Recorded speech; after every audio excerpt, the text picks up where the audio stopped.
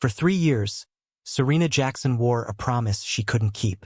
Every morning, she'd wake up in her Brooklyn brownstone apartment, and before her feet touched the hardwood floor, before she even opened her eyes fully, her thumb would find that gold band on her left ring finger. A reflex, a ritual, a reminder that Henry was gone, but not forgotten. The ring had become more than jewelry. It had become her armor, her identity, her way of telling the world and herself that some loves don't end just because a heart stops beating. Serena was 32 years old, vibrant and creative, with deep brown eyes that could light up a room when she talked about art. She worked as a junior curator at the Harlem Arts Collective, a small but respected gallery where she'd spent the last year building exhibitions that celebrated Black culture and community voices. It was meaningful work, the kind that filled her days with purpose even when her nights felt hollow. She'd arrive early, her natural hair pulled back in a colorful head wrap, that wedding ring catching the morning light as she arranged paintings and sculptures with careful, reverent hands. Her colleagues knew her story, everyone did. The tragic car accident that took Henry 3 years ago. The young widow who channeled her grief into beauty, who taught painting to children at her church's community center on weekends, who showed up to every family dinner at her mother's house with a smile that didn't quite reach her eyes. But here's what most people didn't know. Serena was terrified, not of being alone. She'd made peace with loneliness the way you make peace with a roommate you didn't choose but can't afford to leave. No, she was terrified of what would happen if she ever took that ring off. Because as long as it stayed on her finger, she was Henry's wife. She was the woman who'd loved and been loved completely. She was someone. Without it, she'd just be... what? A woman in her 30s starting over? A widow who'd moved on too quickly? Someone who'd forgotten? The thought kept her awake some nights, staring at the ceiling of the bedroom she used to share, jazz records playing softly on the turntable because silence felt too much like erasure. Coltrane's A Love Supreme would fill the darkness, and she'd twist that ring around and around her finger until her skin hurt. Her best friend Monique had stopped asking about it months ago. They'd meet for Sunday brunch after church. Serena never missed a Sunday at Greater Hope Baptist, the spiritual backbone that had held her upright through those first impossible months of grief.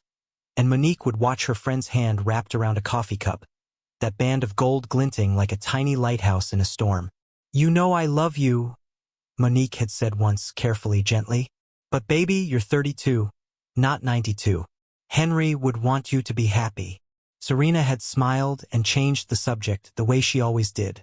Because how do you explain to someone that happiness feels like betrayal when the person who made you happiest is gone? Then came that October evening that would crack her world open. The gallery was hosting an exhibition of emerging Black artists, and Serena had poured herself into every detail. The walls glowed warm amber. Gospel music hummed softly through the speakers, Mahalia Jackson's voice wrapping around the space like a prayer. The crowd was exactly what she'd hoped for. Her church family mingling with art collectors, young artists nervous and excited, her mother Gladys beaming with pride in the corner.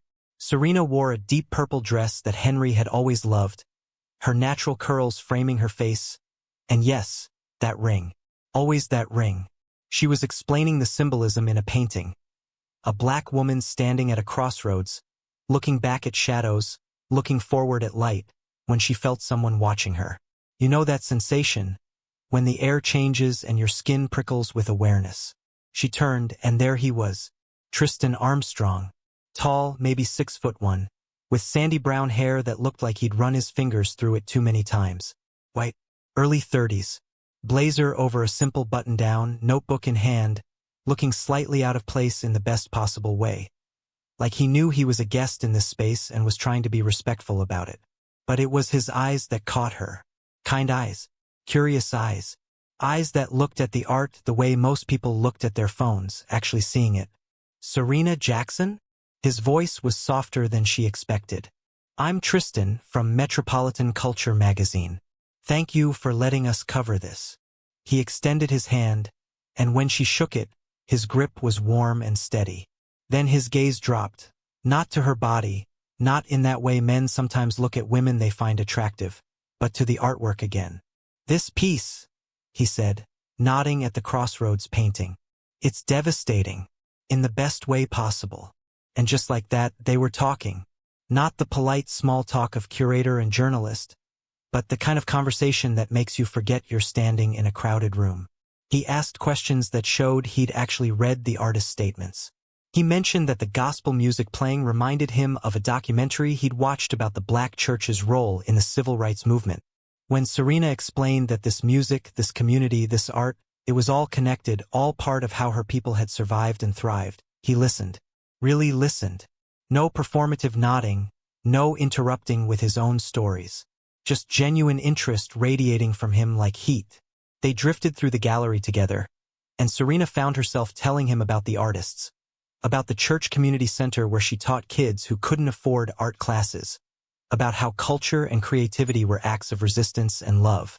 And then, she wasn't even sure how it happened. They were standing in front of that crossroads painting again, and Tristan asked, "What about you? Are you at a crossroads?" The question landed like a stone in still water, ripples spreading out and out. Serena's thumb found her ring, spinning it once, twice. She heard herself say. "I lost my husband 3 years ago." She waited for the usual response. The awkward sympathy, the uncomfortable silence, the quick subject change. But Tristan just looked at her, really looked, and then at the ring on her finger.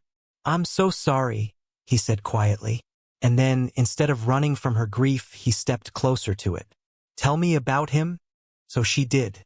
Standing there in the gallery she'd built, surrounded by art about identity and memory, and moving forward while honoring the past, Serena told the stranger about Henry, about art school where they'd met, both young and broke and in love with color and light, about their tiny wedding at Greater Hope Baptist with her grandmother Lucille crying in the front row, about how he'd made her laugh until her stomach hurt, how he'd believed in her talent more than she believed in herself, how the drunk driver who ran the red light had stolen not just a life but a future she'd been so sure of. Tristan listened to all of it. And when she finished, when the words ran out and the silence should have been awkward, he said something that changed everything. "You were obviously very happy with him. I can see why you're still wearing that ring. You have every right to remember what you had." Serena felt something crack inside her chest. Not break, crack, like ice beginning to thaw. Because no one in 3 years had ever said that. Everyone had tiptoed around the ring, or ignored it, or gently suggested it was time to move on. But this man, this stranger, had just given her permission to still be grieving, still be Henry's wife, still be exactly where she was. The exhibition ended. The crowd thinned. And when Tristan asked, almost shyly, "Would you maybe want to grab coffee sometime? I'd love to hear more about your work," Serena surprised herself completely. "Yes," she said. "I'd like that." She went home that night, took off her dress, but left the ring on. She put on Coltrane and sat in the dark, feeling that crack in her chest widen just a little more.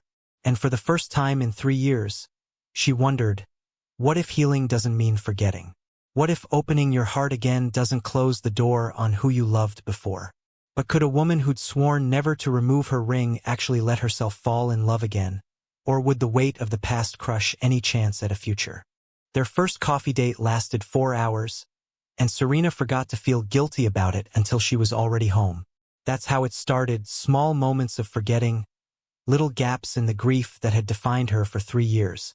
Tristan met her at a cafe in Fort Greene, the kind of place with exposed brick and mismatched furniture, where Brooklyn creatives pretended to work on their novels. He arrived early, she noticed, watching through the window as he claimed a corner table, ordered 2 coffees without knowing what she wanted, then seemed to second-guess himself and talk to the barista again. Something about that nervous energy, this confident magazine editor suddenly uncertain, made her smile before she even walked through the door. They talked about everything except the ring that day, though Serena knew he saw it. Knew he clocked it every time she gestured with her left hand, every time she wrapped her fingers around her coffee cup. But Tristan didn't mention it, didn't ask, didn't make it the centerpiece of their conversation. Instead, he asked about her favorite artists, about growing up in Brooklyn, about what made her want to work with art instead of creating it herself. "I'm a better curator than painter," she admitted. "I can see what makes something powerful, but I can't always make it myself. It's like being fluent in a language you can't speak. He'd nodded like he understood exactly what she meant, then told her about his own creative frustration, how he'd wanted to write novels but ended up editing other people's culture pieces, living adjacent to art instead of inside it. By the time they left the cafe, the autumn sun was setting, painting the Brooklyn brownstones in shades of amber and rust. Tristan walked her to the subway, hands in his pockets, that nervous energy still hovering around him like cologne. "Can I see you again?" he asked at the top of the stairs. And Serena, surprising herself for the second time in 2 days, said yes before her brain could list all the reasons she shouldn't. But here's where things got complicated. Because falling in love the second time around isn't like the first. It's not clean and simple and full of possibility. It's messy and guilty and tangled up with questions you never had to ask before. Over the next few weeks, Serena and Tristan fell into a rhythm that felt both natural and impossible. They'd meet after her gallery shifts, walking through neighborhoods that were becoming their geography. Prospect Park, where the leaves were turning fire orange, the Brooklyn Bridge at sunset, a used bookstore in Harlem where Tristan bought her a first-edition James Baldwin and she could see him trying to prove something, though she wasn't sure what. They texted throughout the day. Nothing profound, just thinking of you messages that made her heart do things she thought it had forgotten how to do. And slowly, carefully, like someone learning to walk after a long injury, Serena let herself feel something that terrified her more than grief ever had. Hope. But hope, she was learning, comes with a price. The first real test came 3 weeks in, when Serena invited Tristan to her mother's Sunday dinner. It seemed like the right move, the natural progression, meet the family, integrate the worlds. Except she'd forgotten, or maybe willfully ignored, that bringing a white man home to a black family gathering in Brooklyn was going to come with complications she hadn't fully thought through. Her mother Gladys lived in a bed-stewy brownstone that had been in the family for 2 generations. The kind of home that held decades of memories in its walls. Children's height marks on the doorframe, photos of ancestors she'd never met watching from every surface. The smell of collard greens and cornbread that started simmering every Sunday morning at dawn. When Serena walked through that door with Tristan beside her, the conversation in the living room didn't stop exactly, but it shifted, paused, recalibrated. Her mother was gracious, the way Southern black women are trained to be gracious, hugging Tristan and taking his coat and asking if he wanted sweet tea or lemonade. But Serena caught the look that passed between Gladys and her Aunt Renee. A whole conversation in a glance that said, "We'll talk about this later." Her cousin Marcus, sprawled on the couch watching football, gave Tristan a nod that was friendly enough but measured. The kind of acknowledgement that said, "I see you, I'm watching you, don't mess this up." And her grandmother Lucille, 83 years old with eyes that had seen Jim Crow and the civil rights movement and everything that came after, looked at Tristan with an expression Serena couldn't quite read. Not hostile, not welcoming, just assessing. Dinner was where things got interesting. The table was crowded. 12 people squeezed around a table meant for 8, passing dishes of mac and cheese and fried chicken and candied yams. Everyone talking over each other in that chaotic family symphony Serena had grown up with.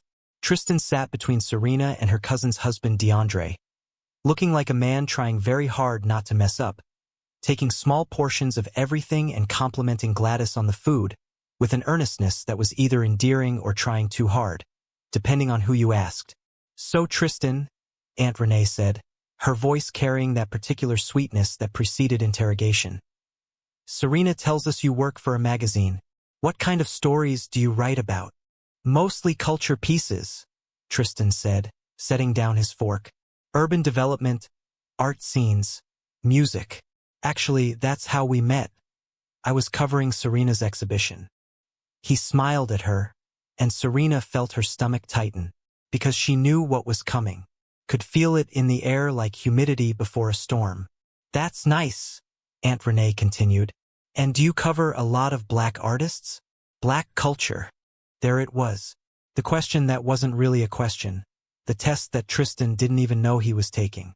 Serena watched him process it, saw the moment he realized this was about more than small talk. To his credit, he didn't deflect. "Not as much as I should," he admitted. "That's something I'm trying to change." Meeting Serena, being at that exhibition, it made me realize how much I've been missing, How much I've been, I guess ignorant isn't the right word, but ignorant might be exactly the right word, Marcus said, not unkindly, but not gently either. No shame in it. Most white folks are ignorant about our world. Question is what you do about it. The table went quiet in a way that made Serena's heart pound. She could feel Tristan beside her, could sense his discomfort radiating like heat. But before she could jump in, rescue him, smooth it over, her grandmother spoke up. Marcus, pass the potatoes, Lucille said, her voice cutting through the tension like a knife through butter. And stop interrogating the boy. He's here, isn't he? Sitting at our table, eating our food, treating our Serena with respect. That counts for something. She looked at Tristan then, really looked at him, and something passed between them, an understanding maybe, or at least a temporary truce. You seem like a nice young man. Just remember, our Serena, she's been through enough. Don't add to her pain. No, ma'am, Tristan said quietly. That's the last thing I'd ever want to do. The conversation moved on, shifted to football and neighborhood gossip and someone's cousin who'd gotten a new job in Manhattan. But Serena couldn't shake the feeling that something had fundamentally changed, that she'd brought two worlds together and discovered they didn't quite fit. Not yet. Maybe not ever. She caught her mother's eye across the table, and Gladys gave her a small nod that said, "We'll get through this." But Serena wasn't sure what this was, exactly. Was it her family accepting Tristan? Or her accepting that loving someone new meant navigating complications Henry had never brought to the table? On the subway ride home, Tristan was quiet. Not the comfortable silence they developed over weeks of walking and talking, but something heavier, loaded with thoughts he didn't know how to voice. Finally, as they stood pressed together in the crowded car, he said, "I made things harder for you today, didn't I?" Serena wanted to lie, to tell him it was fine, that her family loved him. But she'd promised herself when Henry died that she wouldn't waste time on comfortable lies anymore. "It's complicated," she said instead. "My family, they've been my everything. They held me up when I couldn't stand on my own. And they're protective, especially after losing Henry." "It's not just about protecting you from loss though, is it?" Tristan said, and she could hear him working through it, trying to understand. "It's about me being white." "Yes," Serena said simply, because what else was there to say? "In my world, in my community, that matters. Not because we're racist, but because history isn't abstract for us. It's in our grandmother's memories, our parents' stories, our own experiences walking down the street. You can't just opt out of that context." Tristan nodded slowly, his jaw tight. "I get it, or I'm trying to. I guess I didn't think about how much harder this would be for you. Dating me." And there it was, the question hanging between them like smoke. Was this worth it? Was what they had strong enough to carry the weight of not just her grief, but the complicated racial dynamics that came with choosing each other? Serena didn't have an answer that night, just the feeling of his hand finding hers in the crowded subway car, his fingers interlacing with hers, the cool metal of Henry's ring pressing against both their skin. But if Serena thought her family's scrutiny was the hardest part, she was about to discover that entering Tristan's world came with its own minefield. 2 weeks later, Tristan invited her to a weekend picnic with his friends in Central Park. A casual gathering, he'd said, just burgers and beers and volleyball. Serena agreed, partly because she wanted to see his life outside their bubble, and partly because turnabout was fair play. If he could survive her family dinner, she could handle his friend group. She should have known it wouldn't be that simple. The group was exactly what she'd expected. About 15 white people in their 30s, dressed in that casual expensive way that screamed, "I work in finance or tech," spread out on blankets in the sheep meadow with a Bluetooth speaker playing indie rock. Tristan introduced her around. Eli and his girlfriend Madison, Courtney and Jake, a couple named Sam, and something Serena immediately forgot. Everyone was friendly enough, all smiles and, "We've heard so much about you, and Tristan won't shut up about your gallery." But Serena felt it immediately, that hypervisibility that comes from being the only black person in a sea of white faces. Every gesture felt amplified, every word carefully chosen, every laugh monitored for being too loud or too quiet. She helped set up the food, listening to Madison talk about her Pilates studio in Tribeca, nodding along to Courtney's story about a vacation in the Hamptons. When Eli pulled out a professional-grade barbecue setup and started grilling, Serena offered to help, mentioned she made amazing ribs, her grandmother's recipe, tangy and sweet with a kick of heat. "Oh, Tristan doesn't really eat pork," Madison said quickly, apologetically. "He's more of a chicken and fish guy." And Serena felt foolish, realizing she'd assumed, had projected her own cultural context onto someone whose relationship with barbecue was fundamentally different than hers. The day continued in that vein, small moments of disconnection that added up to a larger discomfort. When someone put on a playlist and Rihanna came on, Jake said, "Oh, Serena, you probably love her." Like sharing a skin color meant sharing musical taste. When the conversation turned to neighborhoods in Brooklyn, Eli mentioned he was thinking of buying in Bed-Stuy. "It's really up and coming," he said enthusiastically. "Still affordable." And Serena bit her tongue. "Didn't say that's my neighborhood. Has been my family's neighborhood for generations, and up and coming is code for white people moving in and pushing us out." Didn't say it because what was the point? These were Tristan's friends, his people, and she was trying to fit into his world the way he tried to fit into hers. But the breaking point came during volleyball. They'd split into teams, and at some point, Courtney's boyfriend Jake, drunk and jovial, slapped Tristan on the back and said, "My man, finally found yourself a nice black girl. Good for you, bro." He'd meant it as a compliment, Serena could tell. Meant it as approval, as acceptance. But the words landed like a slap, reducing her to a racial checkbox, a trophy of Tristan's open-mindedness. She saw Tristan's face go red, saw him open his mouth to say something, but she'd already turned away, muttering about needing the bathroom, walking fast toward the park's edge before anyone could see the tears of rage and humiliation burning in her eyes. Tristan found her 10 minutes later, sitting on a bench far from the picnic, staring at the skyline like she could disappear into it. He sat down beside her, not touching, not speaking, just present. Finally, Serena said, "Your friend Jake is an idiot," Tristan finished. "I'm so sorry. I should have said something immediately, but I was so shocked I just froze." "It's not just him though," Serena said, and she could hear the exhaustion in her own voice. "It's all of it. I'm not one of you, Tristan. I can't be. And every time I'm in spaces like that, I'm reminded that no matter how educated I am, how accomplished, how well I speak, I'm still just the black girl to people who don't know how to see past it." "You're right," Tristan said quietly. "And I hate that. I hate that I can just move through the world without thinking about my race, and you can't. That's not fair. That's not right." He paused, choosing his words carefully. "But Serena, those are my friends, not my world. You're becoming my world. And if I have to educate every single one of them, call them out every time they say something ignorant, I will. Because losing you over their stupidity isn't an option I'm willing to consider." Serena looked at him then. Really looked, trying to see if he understood what he was saying. "It's not just about calling them out, Tristan. It's about you doing the work. Reading, learning, being uncomfortable. I can't be your teacher on top of being your girlfriend. That's exhausting." "Then I'll educate myself," he said. "Tell me what to read. I'll figure it out." And he did. Over the following weeks, Serena watched Tristan transform in small but meaningful ways. She'd come over to his apartment and find books on his nightstand. Ta-Nehisi Coates, Isabel Wilkerson, James Baldwin, pages dog-eared and underlined like he was studying for an exam. He started asking questions that showed he'd been thinking, really thinking about what she'd said. Once, walking through her neighborhood, they passed a police car, and Serena instinctively tensed. A reflex so ingrained she didn't even notice it anymore. But Tristan noticed. "You do that every time," he said quietly. "Tense up when you see cops."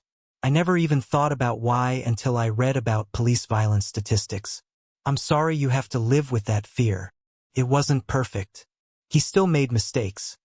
Like the time he tried to cook soul food for her and ended up with underseasoned collard greens and dry cornbread that made her laugh so hard she cried. Or when he used the word urban to describe music and she had to explain why that was code. But he was trying, genuinely trying, and Serena found herself softening, letting him into parts of her life she'd kept guarded. She took him to Greater Hope Baptist on a Sunday morning, warned him it would be different from whatever church experience he'd had growing up Catholic in the suburbs. The service was 3 hours long. Gospel choir that made the walls shake, Pastor Williams preaching about resilience and justice, call and response that Tristan clearly didn't understand but tried to participate in anyway. Serena's grandmother sat beside them, watching Tristan try to clap on beat and failing, and Serena could see the smile playing at Lucille's lips. After the service, during coffee hour in the church basement, Pastor Williams pulled Serena aside. "That young man of yours," he said, nodding toward Tristan, who was awkwardly accepting a plate of sweet potato pie from one of the church mothers. "He's trying. That counts for something." It wasn't a blessing, not exactly, but it was acknowledgement, and Serena felt something release in her chest. But through all of this, the family dinners and friend groups and cultural education, there was still the ring. Henry's ring. Her ring. The physical manifestation of a past that refused to stay past. Tristan never asked her to take it off, and somehow that made it worse. Because if he'd demanded it, she could have righteously refused, could have made it about his insecurity rather than her own inability to move forward. But he didn't demand anything. He just accepted it, the way he accepted everything else about her, her grief, her complicated family, her need to move slowly. And that acceptance made the ring feel heavier, more like a lie she was telling herself than a truth she was honoring. For months into their relationship, on a cold November evening, Serena and Tristan walked along the East River, the Manhattan skyline glittering across the water like a promise. They'd just come from a gallery opening, not hers, a Chelsea space showing contemporary African-American artists, and the wine had made her bold, reflective. They found a bench overlooking the water, and Tristan pulled her close, his arm around her shoulders, her head resting against his chest. She could hear his heartbeat, steady and strong, and she thought about how Henry's heart had beat like that once, until it didn't, until everything stopped and her world ended. "Penny for your thoughts?" Tristan said softly, and Serena realized she'd been twisting the ring again, that unconscious habit that betrayed her inner turmoil. "I was thinking about Henry," she admitted, because lying had never been her style, and if Tristan was going to love her, he needed to love the messy truth of her. "I was thinking about how sometimes I'll go hours without thinking about him now, and then I feel guilty, like I'm betraying him by being happy with you." Tristan was quiet for a long moment, and Serena held her breath, waiting for him to say something platitudinous, something meant to comfort but ultimately hollow. Instead, he gently took her left hand in both of his thumb brushing over the ring. "I can tell how much he meant to you," he said quietly, and his voice carried weight, carried the understanding of someone who'd also loved and lost, even if his loss was different. "This ring, it's not just metal and sentiment. It's a promise you made, a life you lived. And I would never ask you to pretend that didn't matter." "But," Serena prompted, because she could hear the unspoken continuation. "But," Tristan continued, his eyes meeting hers in the dim light, "I hope one day this can come off, not because I'm jealous of him or trying to erase your past, but because I want a future with you. And I think you can't fully step into that future while you're still wearing a symbol that says you're unavailable." The words hung between them, honest and painful and true. Serena felt tears prick her eyes, not from sadness exactly, but from the overwhelming complexity of feeling too much all at once. Love for Henry, love for Tristan, grief for what was lost, hope for what could be. "I don't know if I can," she whispered.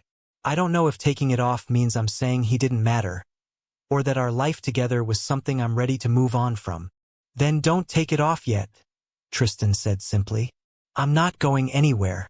I'll wait." But Serena knew, even as he said it, that waiting wasn't sustainable. That this beautiful, complicated, imperfect thing they were building together had an expiration date as long as she kept one foot in the past and one in the present. You can't build a future on divided ground. The next evening, Serena met Monique for dinner at their favorite Ethiopian restaurant in Crown Heights, the kind of place where they'd been going for years, where the owner knew their names and their orders and didn't judge when they stayed for 3 hours, talking through life's complications over injera and lentils. Serena had been holding this conversation in her chest for weeks, afraid to say the words out loud, afraid that voicing her conflict would make it too real to ignore. "I need to talk about the ring," Serena said, before she could lose her nerve. Monique set down her fork, giving Serena her complete attention in that way only best friends can. No judgment, no agenda, just presence. "Okay, talk." And Serena did. She told Monique everything. About Tristan's patience, about her guilt, about how the ring had started to feel less like a connection to Henry and more like a barrier to her own happiness. She told her about lying awake at night, talking to Henry in her head, asking him what he'd want her to do. "I think he'd want me to be happy," Serena said, her voice breaking. "I think he'd hate knowing I'm holding on to grief like it's the only thing keeping me tethered to him. But Monique, I'm so scared. What if I take it off and realize I've forgotten him? What if moving forward means leaving him behind completely?" Monique reached across the table, took Serena's hand, the one wearing the ring, and held it firmly. "Baby girl, listen to me. That man loved you with everything he had. You think he's gone because you take off a piece of metal? Henry's not in that ring. He's in every painting you curate that speaks to black joy because he taught you to see it. He's in every kid you teach at the church center because he believed in your gift. He's in the way you love hard and fierce and completely because that's what he showed you love could be. The ring is just a symbol. Henry is in your bones." The tears came then, hot and fast, and Serena didn't try to stop them. The restaurant was busy enough that no one noticed, or maybe they noticed and graciously looked away. "I love Tristan," Serena whispered. "I didn't mean to, and I felt guilty every step of the way, but I do. And he deserves all of me, not just the parts that aren't still married to a ghost." "Then you know what you have to do," Monique said gently. "And honey, Henry would understand. Taking off a wedding ring doesn't erase a marriage. It just makes room for a new chapter. You can honor what you had while building what comes next. Those things aren't mutually exclusive." Serena nodded, wiping her eyes with her napkin, feeling something shift inside her. Not a breaking, but a loosening, like a fist slowly unclenching after holding tight for too long. "I'm not ready yet," she admitted, "but I think I'm getting ready to be ready. That's all anyone can ask," Monique said, squeezing her hand once more before releasing it. That night, alone in her apartment with Coltrane playing softly in the background, Serena sat on her bed and looked at the ring on her finger. She thought about the day Henry had put it there, both of them young and sure that love was simple and forever was a guarantee. She thought about the day she'd buried him, how she'd clung to this ring like a lifeline, the only solid thing in a world that had suddenly become unbearably uncertain. And she thought about Tristan. Kind, patient, imperfect Tristan who was trying so hard to understand a world he'd never had to navigate, who looked at her like she was the answer to questions he'd been asking his whole life. Slowly, experimentally, Serena twisted the ring on her finger, felt how loose it had become over 3 years of weight loss and stress and grief. She pulled it slightly just to see how it felt, and it slid easily to her knuckle. Her heart hammered in her chest, panic rising like bile. She pushed it back down, safe and secure, and felt her breathing calm. Not yet, but soon.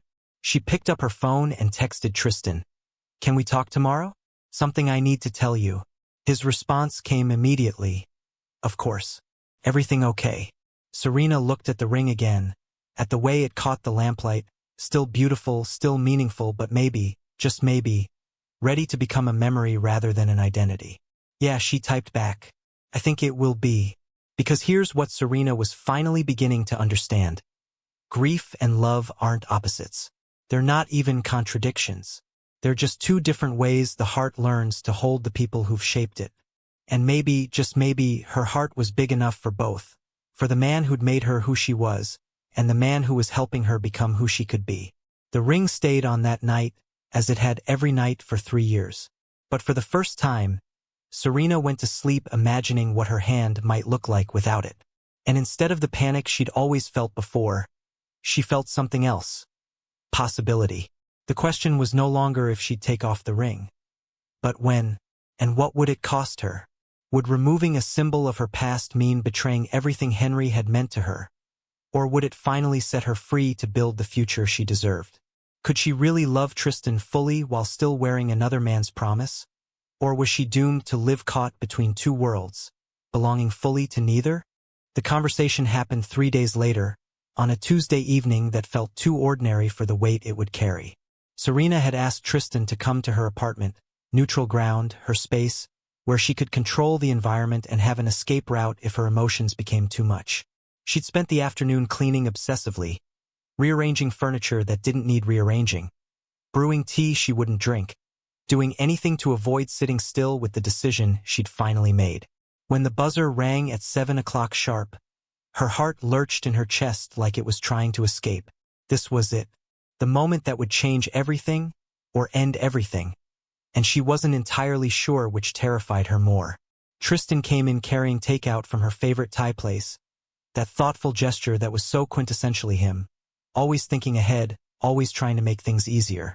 He kissed her cheek, set the food on her small kitchen counter, and then just looked at her with those kind eyes that had first caught her attention 6 months ago in the gallery. "You've been thinking," he said, not a question, just an observation. "I can tell. You get this little crease between your eyebrows when you're working something out." Serena touched her forehead self-consciously, then laughed despite the tension thrumming through her body. "I have something I need to say, and I need you to just listen until I'm done. Okay? Because if you interrupt, I might lose my nerve." "Okay," Tristan said simply, settling onto her worn couch, giving her the space to stand, to pace if she needed to have the power position in this conversation. And so Serena talked. She told him about the conversation with Monique, about the nights she'd spent lying awake having imaginary conversations with Henry, asking him for permission she intellectually knew she didn't need, but emotionally couldn't move forward without. She told him about the guilt that had been her constant companion for 6 months. Guilt for laughing at Tristan's jokes, guilt for forgetting Henry for hours at a time, guilt for feeling happy when happiness felt like betrayal. She told him about the ring, about how it had transformed from a symbol of love into a symbol of fear, how keeping it on had become less about honoring Henry and more about protecting herself from the terrifying vulnerability of opening her heart completely to someone new.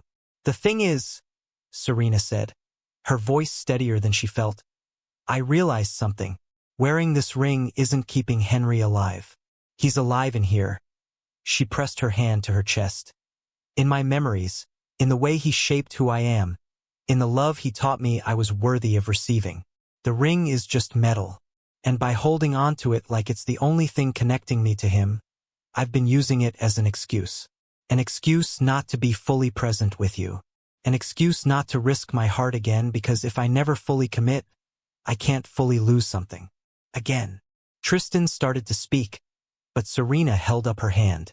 "I'm not done," she said, and he nodded, settling back, his jaw tight with an emotion she couldn't quite read. "You've been so patient with me, so understanding. You've never pushed, never demanded, never made me feel guilty for grieving a man I loved before I even knew you existed. And that patience, Tristan, it's one of the reasons I fell in love with you. But I've been unfair to you. I've been asking you to love me while I keep one foot in the past, and that's not sustainable. It's not fair. It's not the kind of love either of us deserves." The words hung in the air between them, and Serena felt the weight of them, the finality. This was the moment, the crossroads, the place where she either stepped fully into her future or stayed suspended in the amber of her grief forever. She twisted the ring on her finger one last time, that familiar gesture, that comfort habit, that security blanket she'd been clutching for 3 years. Then, slowly, deliberately, she slid it off.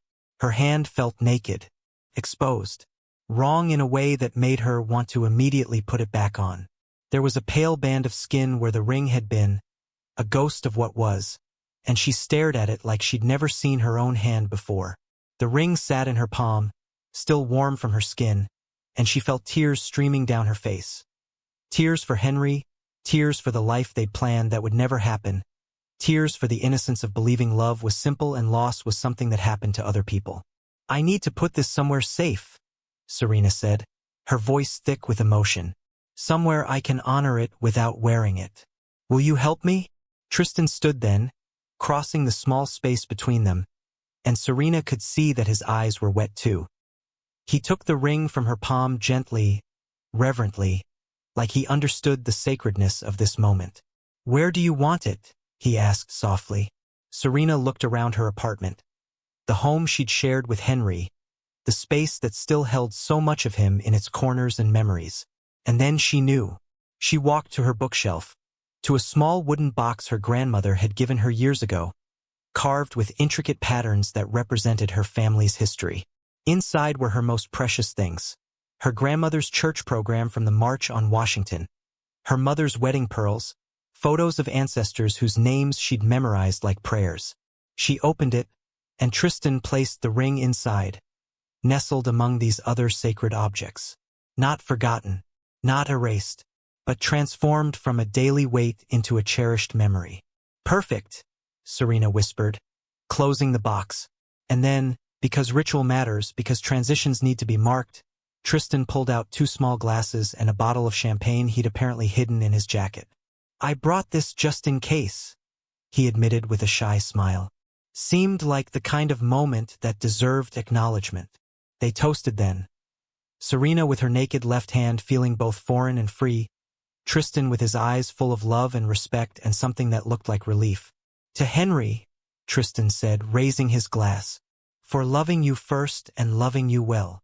And then softer, "To us, to whatever comes next." To gratitude for the past, Serena added, "and courage for the future." The champagne was sweet on her tongue, and Serena felt something shift in her chest. Not the crack of breaking, but the stretch of expansion. Her heart making room for something new without discarding what had been. She looked at Tristan, really looked at him, and for the first time in 6 months, she saw him without the overlay of guilt and comparison. Just him. Just this kind, imperfect man who'd walked into her life when she'd convinced herself she was done with love, who'd been patient when she needed patience and pushed when she needed pushing, who'd done the uncomfortable work of learning about her world instead of expecting her to translate everything for him. "I love you," she said, and it came out like a revelation, like a truth she'd known but couldn't fully speak until this moment. "I love you without reservations now, without conditions. I'm all in." Tristan set down his glass and pulled her close, and when he kissed her, it felt different than all the kisses that had come before. Less careful, more present, like they'd both been holding back and had finally decided to let go. They stayed like that for a long time, wrapped in each other in her small Brooklyn apartment with Coltrane playing softly in the background, and Serena felt the last piece of her defensive armor fall away. But would this newfound freedom last? Or would the ghost of her past find new ways to haunt their future together? The answer came over the next few weeks, as Serena discovered that taking off the ring hadn't magically solved everything. She'd been naive to think it would. She still had moments of overwhelming grief, still caught herself reaching for the ring that was no longer there, still felt guilty when she was too happy for too long. But something fundamental had changed. The grief was no longer the center of her identity. It was part of her story, but it wasn't the whole story anymore. She was no longer Serena the widow. She was just Serena, a woman who'd loved and lost and found the courage to love again. Her family noticed the change. At the next Sunday dinner, her mother pulled her aside in the kitchen, ostensibly to help with the dishes but really to talk the way mothers and daughters do when they need privacy. "Your hand looks naked without that ring," Gladys said, not accusingly, just observing. Serena looked down at her bare finger, at the tan line that was slowly fading. "It feels naked too," she admitted, "but also lighter. Like I was carrying something I didn't realize was heavy until I put it down." Gladys was quiet for a moment, her hands moving through soapy water with the efficiency of decades of practice. "You know, when your father died, people kept telling me I'd move on, find someone new, like he was replaceable. Like 30 years of marriage could just be swapped out for another man." She paused, handed Serena a plate to dry. "But that's not what moving forward is it? It's not replacing. It's not forgetting. It's just choosing to keep living, keep loving, keep being open to joy even when you know how much loss can hurt. Did you ever think about dating again? Serena asked, curious about this piece of her mother's story she'd never really considered. I thought about it, Gladys said honestly. But for me, I'd had my great love. I was at peace with that. But baby, you're 32. You have so much life ahead of you. And Henry wouldn't want you spending it alone, wearing his ring like a chastity belt for your heart. She smiled then, soft and understanding. That Tristan boy, he's good for you. I can see it. He's trying, really trying, to understand our world. That counts for a lot. Even though he's white? Serena asked, needing to hear her mother say it explicitly. Especially because he's white, Gladys said firmly. Because he could have chosen ignorance. Could have dated you while staying comfortable in his privilege. But he's doing the work, educating himself, showing up for you in ways that matter. That's not about his skin color. That's about his character. It was the blessing Serena hadn't realized she needed, and she felt tears prick her eyes for what felt like the 1,000th time that month. Her mother hugged her then, tight and fierce, and whispered, "You deserve happiness, baby girl. Stop apologizing for it." That conversation became a turning point, not just in Serena's relationship with Tristan, but in how she saw herself. She started introducing him differently, not as someone I'm seeing with an apologetic tone, but as my boyfriend with confidence and pride. She stopped checking in with her family about their opinions on every decision, stopped seeking permission to be happy. And Tristan, for his part, continued to show up in ways that mattered. He started attending Greater Hope Baptist regularly, not as a tourist in her world, but as someone genuinely seeking community and spiritual grounding. Pastor Williams pulled him into the men's ministry, and Serena would watch him on Sunday mornings, slightly out of rhythm with the gospel music but clapping anyway, clearly uncomfortable during the lengthy services but staying present because it mattered to her. He befriended Marcus, her cousin who'd been skeptical at first, and they'd meet for basketball at the neighborhood court, this unlikely pair building a friendship based on mutual respect and trash talk. He even won over her grandmother, who told Serena one Sunday, "That boy's got a good heart. And he listens, really listens. That's rare." But the real test came 6 weeks after Serena removed the ring, when Tristan asked her to meet him somewhere unexpected. He was cryptic about it, just told her to dress nice and meet him at sunset at an address in Manhattan. Serena took the subway into the city, her bare left hand resting on her lap, and she realized she'd stopped reaching for the ring. The phantom limb sensation had faded. This was her hand now, unadorned, open, ready. The address led her to a rooftop garden in Midtown, one of those secret Manhattan spaces that feel like they exist outside of time and space. Tristan was waiting for her, and he transformed the space into something magical.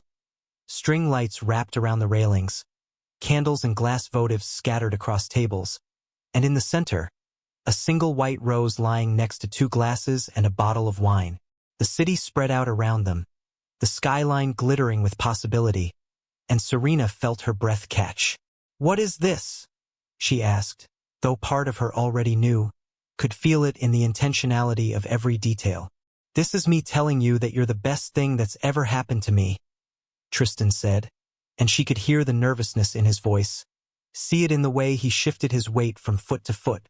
"This is me saying that watching you be brave enough to take off that ring, to choose a future with me while still honoring your past, Serena, it's the most courageous thing I've ever witnessed. And it made me realize that courage deserves to be met with courage." He took her hands then, both of them, his thumbs brushing over her knuckles where the ring used to sit. "I know we've only been together 6 months. I know there's still so much we're learning about each other. So many conversations we still need to have. But I also know that I want to build a life with you. I want Sunday mornings at your church and weeknight dinners with your family. I want to keep learning and growing and sometimes messing up but always trying to be better. I want to honor Henry's memory with you, teach our future kids about the man who loved you first. I want all of it, Serena, if you'll have me." And then he was kneeling, pulling out a small velvet box, and Serena felt the world tilt sideways. Inside was a delicate ring, the band shaped like intertwining vines with 2 small leaves meeting at the top, Simple but meaningful. Nothing like the traditional solitaire Henry had given her all those years ago. It's supposed to represent two lives growing together, Tristan explained, his voice thick with emotion. Two different people, two different backgrounds, finding a way to create something new while staying rooted in who they are. Will you marry me? Serena looked at him, this man who'd walked into her life at exactly the wrong time that turned out to be exactly the right time, who'd been patient with her grief and respectful of her past and committed to building a future that honored all the parts of who she was. She thought about Henry, about the love they'd shared that had been real and beautiful and cut devastatingly short. And she thought about how he'd want this for her, want her to be happy, want her to find love again, want her to keep living fully instead of just surviving. Taking off his ring hadn't erased him. It had made room for something new without demolishing what had been. Yes, she said, and the word came out clear and sure and full of joy. Yes, I'll marry you. Tristan slid the ring onto her finger, her left ring finger, the one that had been empty for 6 weeks, the one that had carried Henry's promise for years and was now ready for a new promise. It fit perfectly, and Serena looked at it through tears, at this symbol of two lives growing together, and felt a completeness she hadn't known she was missing. Tristan stood and pulled her into his arms, and they held each other as the sun set over Manhattan, painting the sky in shades of orange and pink and gold. I promise to always respect what you had with Henry, Tristan whispered into her hair. I promise to never make you choose between honoring your past and building our future. I promise to keep learning, keep growing, keep showing up even when it's hard. I promise to love you with everything I have, for as long as you'll let me. I promise the same, Serena said, pulling back to look at him, to really see him in this moment that would become a cornerstone memory. I promise to be patient when you mess up, because you will mess up. I promise to teach you about my world and learn about yours. I promise to build a life with you that honors both of our stories. And I promise to love you, not in spite of everything we've been through to get here, but because of it. They stayed on that rooftop until the stars came out, talking about the future they'd build together, the wedding they'd plan, blending both their traditions and families, the apartment they'd find that would be theirs together instead of hers or his, the children they might have someday who'd grow up knowing both their grandmother Gladys's soul food and Tristan's mother's Italian cooking, who'd learn that love transcends race and background and any box society tries to put people in. They talked about how they'd keep Henry's memory alive. A photo in their home, stories told to their future children about the man who'd loved their mother first, an annual visit to his grave where Tristan promised he'd stand beside her as she remembered. Because honoring the past and building the future weren't mutually exclusive. They were both part of the same beautiful, complicated, messy journey of being human. When Serena finally went home that night, her hand heavy with new promises, her heart full of old and new love existing side by side, she opened the wooden box on her bookshelf. Henry's ring gleamed in the lamplight, and she touched it gently, reverently. Thank you, she whispered to the man who'd taught her what love could be, who'd shown her she was worthy of being cherished, who'd left her too soon but had loved her completely while he could. Thank you for loving me. Thank you for teaching me that my heart could hold this much. I'm going to be happy, Henry. I'm going to build a beautiful life. And I'm going to honor you by living it fully, the way you'd want me to. She closed the box, placed Tristan's engagement ring beside it. Old and new, past and future, both precious, both part of her story. And then she called Monique, who screamed so loud Serena had to hold the phone away from her ear, and her mother, who cried happy tears and immediately started planning an engagement party, and even called Tristan's mother, who she'd met only twice but who welcomed her warmly and said, I always knew my son would find someone special. I just didn't know she'd be this extraordinary. The wedding was 6 months later, in a church garden that felt like the perfect bridge between both their worlds. Greater Hope Baptist's Pastor Williams officiated, and Tristan's childhood priest offered a blessing. The gospel choir sang Amazing Grace, while Tristan's college friend played acoustic guitar. Serena's bridesmaids, led by Monique in a dress that made her look like royalty, stood beside her in shades of deep purple and gold, while Tristan's groomsmen, including Marcus, who'd become one of his closest friends, stood straight and proud. Her grandmother Lucille, 91 years old and sharp as ever, walked her down the aisle because your father's gone, and I've earned the right to give you away. During the ceremony, there was a moment of silence to honor Henry. Not maudlin or dwelling, just a simple acknowledgement that he'd been part of Serena's journey to this moment, that his love had shaped her into the woman capable of loving again. Tristan had insisted on it, had worked with Pastor Williams to find the right words that honored the past without overshadowing the present. And when it was done, when Serena and Tristan said their vows and exchanged rings and kissed as husband and wife, there was no ghost haunting the celebration. Just joy, just love, just two people who'd found each other against the odds and chosen to build something beautiful together. At the reception, Serena's worlds collided in the best possible way. Her family teaching Tristan's friends how to do the electric slide. His college buddies attempting to keep up with Marcus on the dance floor. Both mothers crying happy tears and bonding over their children's happiness. Gospel music blending with Sinatra and Motown and everything in between. It wasn't perfect. There were awkward moments and cultural misunderstandings and probably a few relatives on both sides who'd never fully understand their choice. But it was real. It was honest. It was a celebration of love in all its complicated, beautiful, transcendent glory. Late in the night, when most guests had gone home and the venue was starting to clean up, Serena found a quiet moment on the terrace. She looked at her new wedding ring, at this symbol of her and Tristan's commitment, and thought about the ring sitting in the wooden box in their new apartment. 2 rings, 2 loves, 2 chapters of one woman's story. She'd spent 3 years believing that keeping Henry's ring on was the only way to honor him, the only way to prove her love had been real. But standing here now, married to a man who'd waited patiently for her to heal, who'd never asked her to choose between past and present, but had shown her she could hold both. She understood finally that love isn't finite, that loving Tristan didn't diminish what she'd had with Henry, that her heart was big enough for all of it. The grief and the joy, the memory and the promise, the yesterday and the tomorrow. "You okay?" Tristan asked, coming up behind her and wrapping his arms around her waist. "More than okay," Serena said, leaning back into him, feeling the solid warmth of his presence, the security of knowing she'd made the right choice. "I'm happy. Really, genuinely, deeply happy." "Good," he said, pressing a kiss to her temple. "That's all I've ever wanted." And it was true. That was all any of them had ever wanted. Henry, who'd loved her first and loved her well. Tristan, who'd loved her second and loved her patiently. Even Serena herself, who'd had to learn that accepting happiness wasn't betraying grief, that moving forward wasn't leaving behind, that the human heart's capacity for love is far greater than we ever imagine in our moments of deepest pain. So here's what Serena's story teaches us. Healing doesn't happen on a timeline. It doesn't follow rules or meet expectations. Some people take off their wedding rings immediately after loss. Others take years. There's no right answer, no perfect way to grieve, no formula for when you're ready to love again.